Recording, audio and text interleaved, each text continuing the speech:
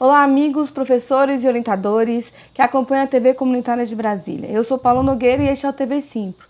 Conosco neste programa o presidente da CUT Brasília, Rodrigo Brito. Oi, Rodrigo, tudo bem? Olá, Paula, tudo certo. Bom, eu sei que quase todo mundo deve conhecer o Rodrigo, mas eu gostaria que você falasse um pouco desse espaço, né, que a CUT Brasília representa aqui na luta pelo trabalhador. A Central Única dos Trabalhadores, a nível nacional e aqui na capital do país, a CUT Brasília, ela representa a junção, a união das entidades de classe laborais, ou seja, dos instrumentos de luta da classe trabalhadora, do campo e da cidade, do setor público e privado. Então, a Central Única dos Trabalhadores, ela justamente ela representa essa unidade de classe para combater medidas que venham afetar a classe trabalhadora como um todo e para exercer também a solidariedade de classe, a democracia, a autonomia e liberdade sindical, ou seja, princípios que para nós são importantes para ter um sindicalismo que realmente defenda o trabalhador e a trabalhadora. Perfeito. Bom, o TV Simpro dessa semana vai abordar os impactos da reforma trabalhista, né, que foi aprovada, infelizmente, daquela maneira que vai afetar todo mundo diretamente, né? Quem está assistindo a gente pelas redes sociais, do Simpro, a fanpage, ou a fanpage da TV, provavelmente também pela fanpage da CUT Brasília, vocês podem enviar perguntas que o Rodrigo vai responder aqui ao vivo, no TV Simpro. Então, assim, para começar, dentro da temática da aprovação da reforma trabalhista, vamos fazer um histórico, né, para quem está assistindo, entender que, apesar de todas as lutas, de todas as manifestações, foi aprovada a reforma trabalhista, né, Rodrigo? Sim, nós tivemos, infelizmente, ano passado no nosso país, uma ruptura no Estado Democrático de Direito. E, obviamente, que com essa ruptura, sequelas foram geradas. Tivemos a emenda 95, que congela investimentos durante 20 anos em áreas essenciais como educação e saúde. Tivemos a reforma do ensino médio, que é um retrocesso por fazer com que cada vez mais você deixe de despertar o senso crítico dos nossos alunos, nos nossos jovens. Tivemos, infelizmente, fim de diversas políticas públicas que atendiam principalmente a população mais humilde, e dentro das sequelas de várias outras medidas que foram acontecendo, tivemos a aprovação de novas leis de cunho trabalhista que acabam afetando diretamente a vida, o dia a dia de cada cidadão e cidadã. Dentre essas leis a gente destaca a Lei 13.429, que a gente fala que é a lei da precarização de direitos, das subcontratações, e a Lei 13.467, que é a reforma trabalhista de Temer e da Confederação Nacional das Indústrias, da CNI.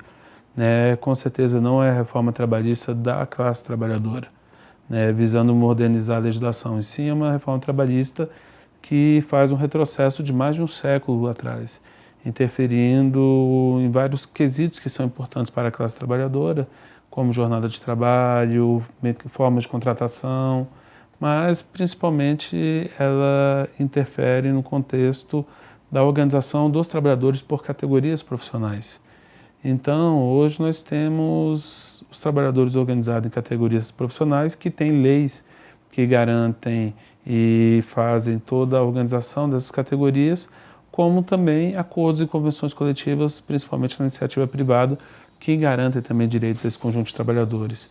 E com essa nova legislação, principalmente a Lei 13.467, você faz uma ruptura nessa organização por categorias, fazendo com que muitas vezes o setor patronal possa imputar ao trabalhador, independente da atividade que ele faça, a forma de contratação que ele bem quer e entende, e muitas vezes até uma contratação individualizada e não uma contratação coletiva.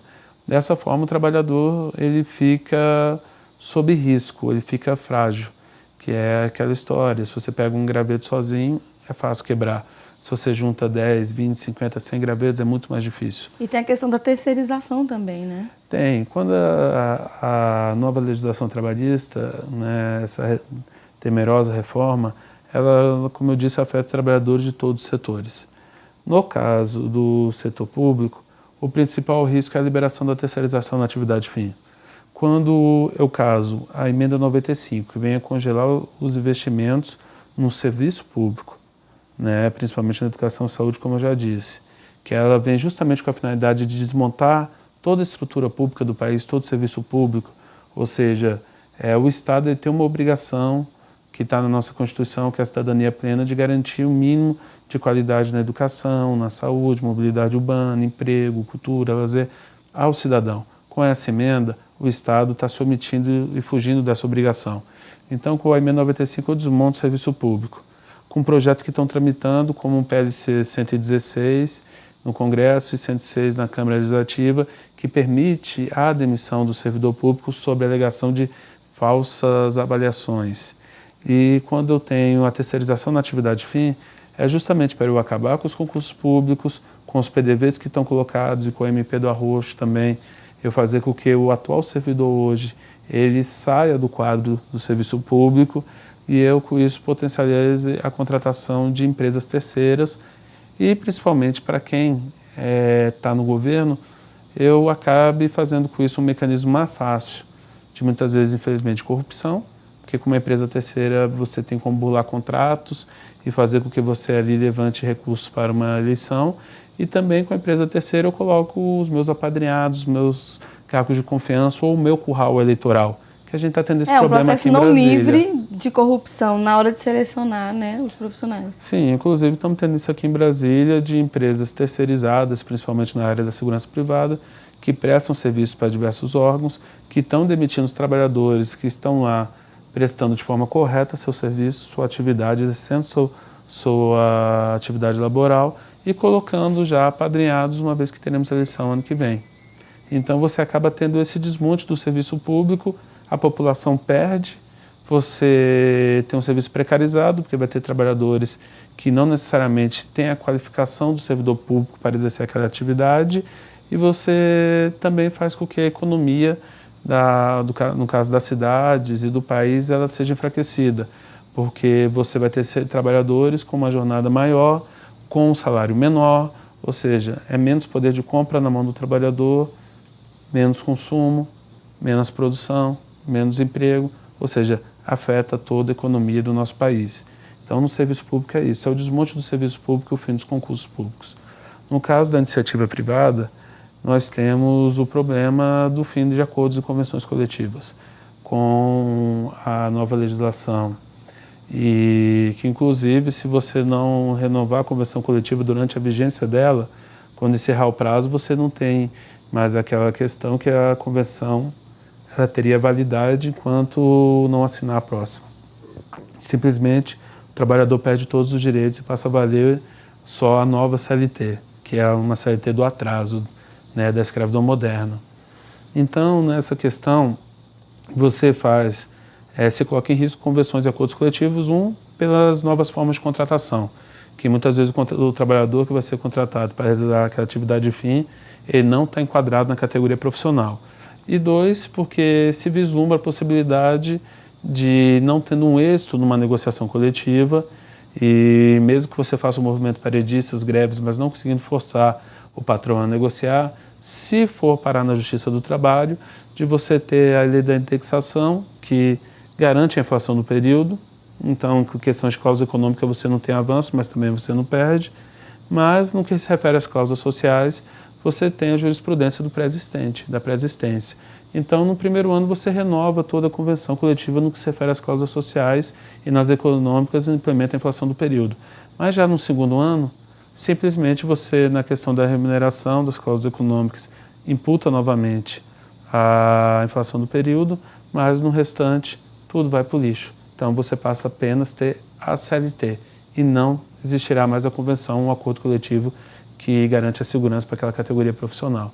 Então, trabalhando na iniciativa privada é todo o desmonte de uma história de conquistas. A perda de direitos já adquiridos, né? Com certeza. E também, já que a gente está falando muito de terceirização, de coisa assim, para o trabalhador terceirizado, que muitas vezes tentam colocar como se a gente fosse com outro trabalhador, pelo contrário, Nós, até aqui em Brasília, nós temos os sindicatos mais fortes do país que representam os trabalhadores terceirizados, como o Sindicerviços, o Sindicato dos Vigilantes, o Sindivalores, entre outros. E esse trabalhador, o que ocorre? Ele agora está mais do que nunca fragilizado. Um, porque pode perder sua convenção coletiva. E outro, porque a súmula 331 TST, que garantia a obrigação da empresa ou órgão contratante cumprir a legislação trabalhista em relação ao trabalhador terceiro, caso a empresa terceirizada desse um calote, não pagasse, tudo. Ou seja, vamos dar um exemplo, se uma instituição financeira, um banco, contrata uma empresa terceirizada para o serviço de vigilância, se essa empresa terceirizada não pagar o vigilante, o banco tem a obrigação de pagar. Se ela não fizer o recolhimento para a Previdência Social, o recolhimento dos tributos, o banco tem a obrigação de fazer. Com essa nova legislação, isso deixa de existir. Então, se a empresa ou o contratante que hoje tem a responsabilidade, no caso de lacuna, de calote da empresa terceira, ela não quiser garantir o direito do trabalhador, ela simplesmente vai lavar as mãos. Vai falar, a empresa terceira que tinha responsabilidade com o trabalhador, eu tenho responsabilidade com o serviço. Então você deixa de ter um emprego e passa a ter o serviço. E o trabalhador paga a conta. Fica fragilizado em todos os aspectos, né, Rodrigo? Com certeza, em todos os aspectos. Então, seja trabalhador do serviço público, trabalhador da iniciativa privada, trabalhador terceirizado e também o trabalhador no campo. Que você tem o trabalhador do campo, o assalariado, né, que inclusive estão querendo implementar novas leis. Ele perde alguns municípios que têm acordos, convenções coletivas assinados pelo Sindicato dos Trabalhadores Rurais com o Sindicato Patronal. Ele deixa de ter esses direitos garantidos.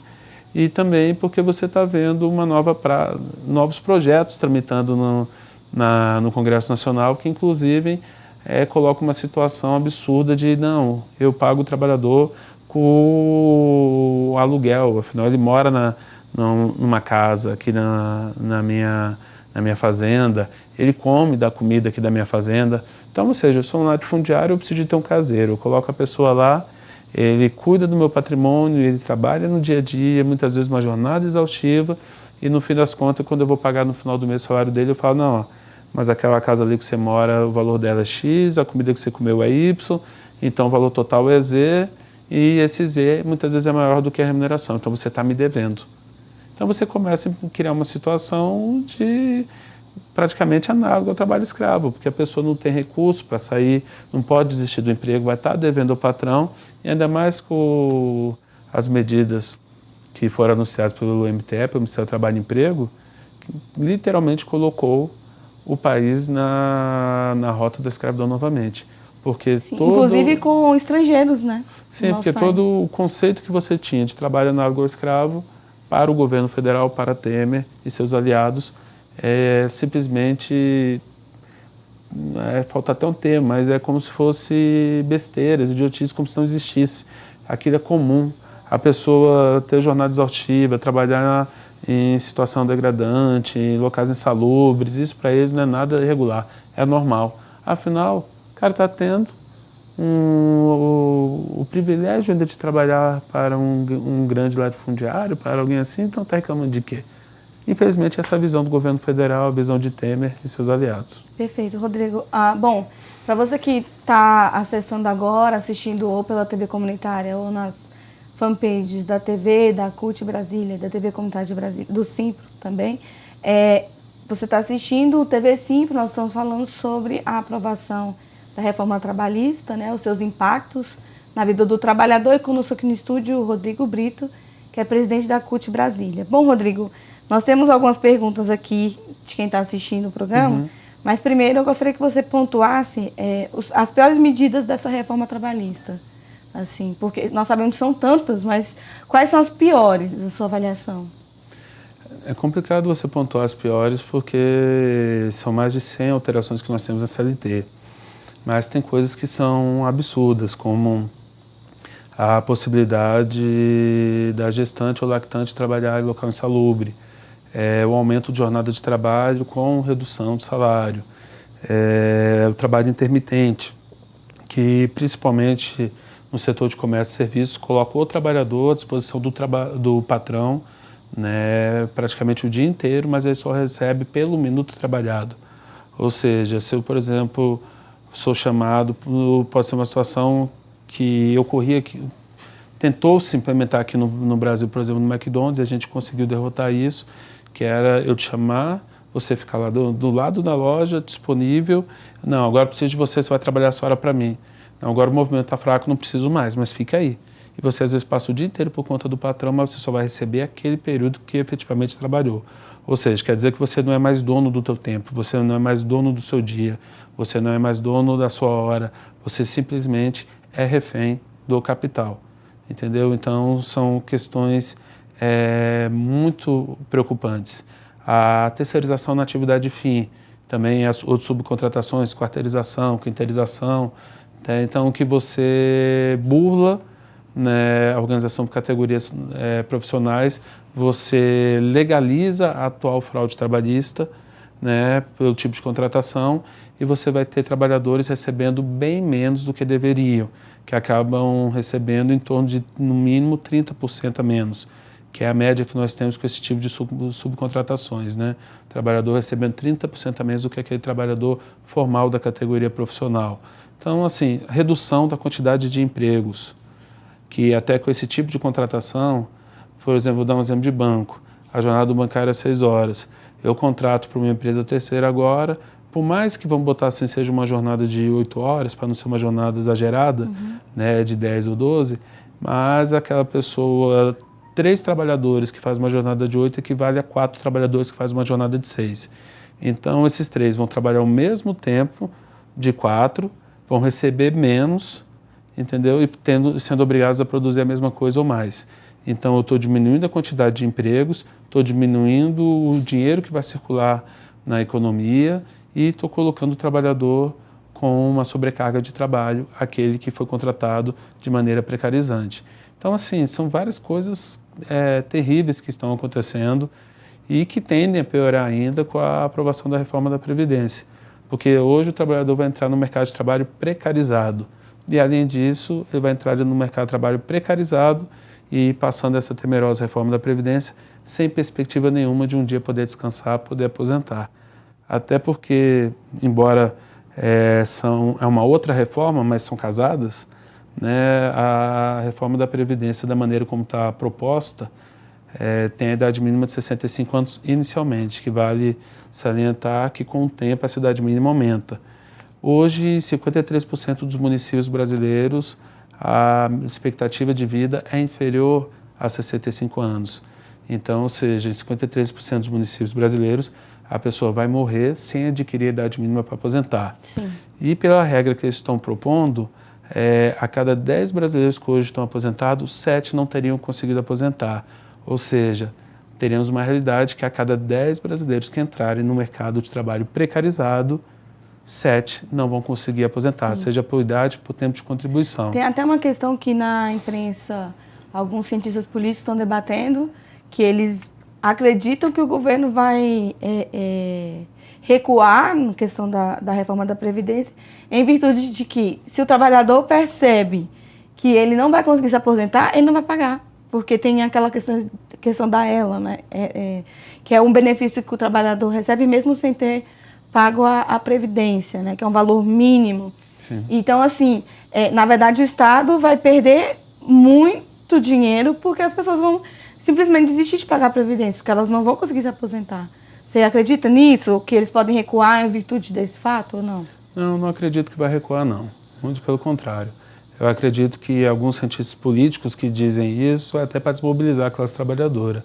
É só você chegar em qualquer aeroporto. Você vê de um lado a campanha do governo federal defendendo a reforma da Previdência e do outro lado a campanha justamente daqueles que mais têm interesse em aprovar a reforma da Previdência, que são as instituições financeiras, que são filiadas à FENABAN, à CONCIF, à FENASEG, e fazendo campanha de quê? De previdência privada. Então, eu não acredito. E eles vão botar uma pressão em cima dos parlamentares, até porque são eles que bancam a campanha da maioria dos parlamentares, que é até por isso que nós da CUT somos contra o financiamento privado de campanha. Sim. Então eu acredito que eles vão vir com força, que eles têm condições sim de aprovar a PEC 287, por isso que nós temos que nos mobilizar, nos preparar, tanto para pressionar os deputados federais e fazer com que eles votem contra o fim das aposentadorias, como também, caso seja necessário, para uma nova greve geral ou um novo Ocupa Brasília. Não podemos nos acomodar e achar que o governo vai recuar. Até porque, se em último caso ele perceber que com a PEC 287, que exige uma votação, um fórum qualificado, ele não consiga esses votos, ele pode pegar a maioria dos itens, o que é de mais interessante para ele, da PEC 287, e transformar num projeto de lei e encaminhar. Mantendo a idade mínima, tempo mínimo de contribuição de 25 anos, o tempo máximo de 40, ou seja, pegar o que é de mais caro ao trabalhador que inviabiliza a sua aposentadoria. Então a gente tem que estar preparado e pressionar todos os deputados federais em todo o país, mas aqui na nossa base em especial os deputados federais do Distrito Federal. Até porque, até o presente momento, a única deputada federal que se manifestou contrário à PEC 287, essa reforma da Previdência, de maneira pública e assume compromisso com a classe trabalhadora, foi a companheira Érica Cocai, do Partido dos Trabalhadores. O restante dos deputados do Distrito Federal, Isalci, Fraga, Lerte Bessa, Rony Nemer, Ronaldo Fonseca, Augusto Carvalho, todos os outros, estou esquecendo algum aí, provavelmente, mas até agora a gente não viu nenhum pronunciamento deles dizendo que são contrários à PEC 287, que são contrários ao fim das aposentadorias. Por isso nós temos que ir para cima deles e não permitir que eles votem contra a classe trabalhadora e a sociedade brasileira. Sim, Rodrigo, tem essa situação que nós estamos vivendo, na sua avaliação, quanto tempo nós conseguiríamos corrigir, voltar, na verdade, evitar esses retrocessos e partir do ponto que nós estávamos antes, na verdade, de progresso, né? De uma progressão na conquista do direito do trabalhador e, de repente, essa série de golpes que nos joga, conforme aqui o comentário até da Paula Morena, que está assistindo o TV Simpo, ela fala que são sem alterações, né, na CLT, nós perdemos direitos históricos, e aí você volta no período de exploração desenfreada, ela faz um comparativo com o trabalhador na época do FHC, né? Então, assim, na sua avaliação, após esse período de golpes e golpes certeiros na vida do trabalhador, né? Quanto tempo que o Brasil se recuperaria desse processo? É muito difícil você falar em quanto tempo, né? Fazer uma projeção, até porque o recuo FHC é fichinha. Nós recuamos lá para a década de 30, para a década de 20, para o início do século passado. Um exemplo, a luta para você ter uma jornada mínima, respeitosa, de 10, depois de 8 horas, começou a avançar a partir de 1932, depois veio 1943, mas antes você tinha trabalhadores que tinham 16 horas de jornada por dia, depois 12 horas de jornada por dia, e esse tipo de realidade está voltando à prática, está voltando a existir com essa nova legislação. Pode ser que não de imediato você veja as situações tão esdrúxulas, embora já está tendo exemplos, né, como uma coisa que é absurda, o trabalhador perdeu o direito de acessar a justiça do trabalho. Que hoje, se eu trabalho para determinada empresa, para determinado comércio, para determinado banco, para determinado município, se eu entro na justiça, cabe, né, hoje não, né, era assim, até antes de sábado, cabia ao patrão comprovar que ele cumpriu com suas obrigações. Agora não, o ônus da prova é do trabalhador. E se o trabalhador não conseguir provar, ele ainda pode ter que indenizar o patrão. Estão querendo acabar com a justiça do trabalho. Então, assim, a gente está retrocedendo muito. Estamos retrocedendo mais de um século em poucos meses. Com certeza. Né? Então, assim, é difícil, muito difícil. Até porque, para você conseguir mudar essa lógica, você precisa ter, à frente do país, né, à frente do governo federal, alguém que tenha compromisso com a classe trabalhadora.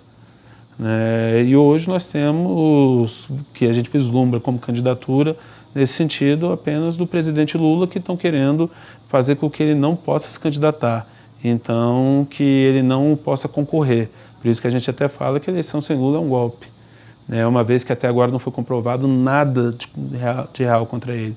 Não tem uma prova factível, concreta, né? Coisas que você possa pegar e mostrar, são coisas abstratas. Dentro dessa perspectiva, nós temos uma pergunta da Luísa Castro, que ela mandou para a gente aqui na lista, né, na listagem da fanpage aqui, e ela faz uma pergunta que é a seguinte: se a reforma trabalhista ela pode ser mudada quando outro presidente entrar, né, que nós sabemos que em breve nós vamos ter eleição. Sim. Justamente isso em cima do que você está dizendo. É possível que se derrube todas essas medidas se entrar um presidente que de fato se preocupe com o trabalhador e com o país, com a economia efetivamente, né? Então, nós precisamos colocar um presidente que se preocupe com os trabalhadores e com as trabalhadoras, mas também precisamos colocar parlamentares que tenham um compromisso com a classe trabalhadora e com a sociedade brasileira.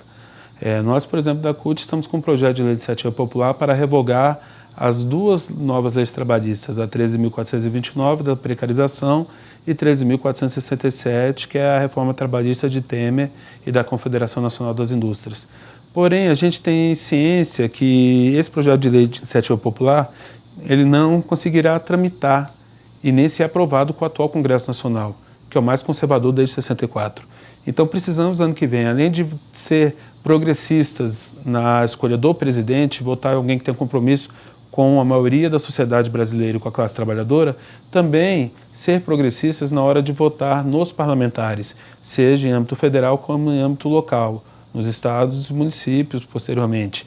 Porque senão o governo pode mandar um projeto, por exemplo, para revogar as leis, mas não ser aprovado no parlamento. Fica vítima do Congresso, sai de um lado e vai para o outro. Sim, fica vítima do Congresso, porque o Congresso não aprovará, como também o Congresso pode simplesmente, já que aprendeu o caminho das pedras, preparar uma nova ruptura no Estado Democrático de Direito, um novo golpe. Nós estamos precisando realmente de uma reforma política, uma reforma tributária, né? Precisamos colocar pessoas que tenham compromisso com a maioria da população e que tenham coragem de encaminhar as mudanças que realmente o país precisa, valorizando o povo brasileiro.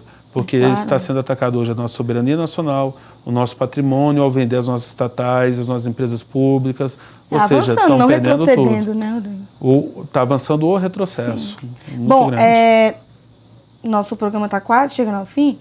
Eu vou pedir para você concluir falando assim a respeito quais são as estratégias e as ações viáveis, né, tanto da CUT Brasília como dos sindicatos que nós temos aqui, que são muito expressivos, né, para que nós convivamos com essa situação e consigamos reverter, na verdade. Porque o povo, a presidência e o Congresso é infinitamente menor do que o povo brasileiro, né? Se houver uma pressão, de fato, efetiva em cima deles, eles não têm para onde correr, né? Pois é, nós temos a seguinte estratégia. Primeiro, o ataque imediato que estamos tendo.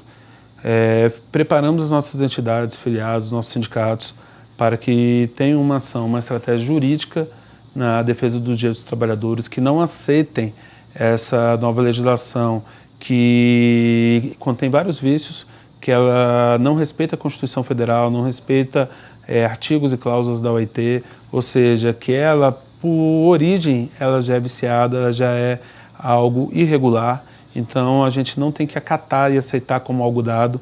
Então tem toda uma estratégia jurídica para estar fazendo um enfrentamento a partir das primeiras instâncias do Poder Judiciário, porque a gente entende que recorrer direto ao STF, que hoje também não tem legitimidade, que hoje também possui lado, que com certeza não é lado da classe trabalhadora, está bem conservador e tendencioso, é arriscado.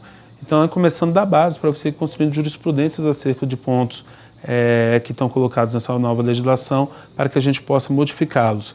Então, no jurídico é nesse sentido.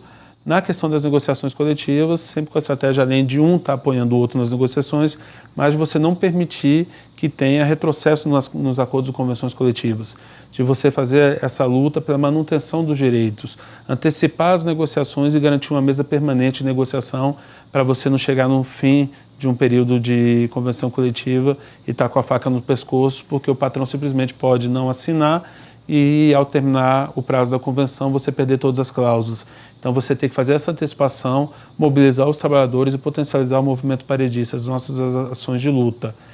Você combater a precarização nas contratações, entendeu? Também dentro dessa estratégia. Obviamente, sempre tendo uma solidariedade de classe enorme para uma categoria profissional estar ajudando a outra, que isso é importante. Então, além dessas estratégias que os sindicatos vão encaminhar, é o enfrentamento, enquanto classe trabalhadora, à reforma da Previdência, porque a gente está vindo, embora fazendo grandes mobilizações, grandes atos, fizemos a maior greve geral da história deste país neste ano, no dia 28 de abril, fizemos um Ocupa Brasil com mais de 200 mil pessoas, mas embora com grandes atos, a gente está tendo uma sucessão de derrotas, embora boas batalhas, mas estamos sendo derrotados. E precisamos dar uma guinada nesse jogo. E entendemos que a reforma da Previdência é a nossa chance de derrotar Temer, derrotar Rodrigo Maia, derrotar o Eunício de Oliveira, derrotar a CNI, né, a FEBRABAN, todos aqueles que estão por trás dessa nova política que valoriza o rentismo e apenas 2,6% do povo brasileiro, em detrimento de 97,4% da nossa população.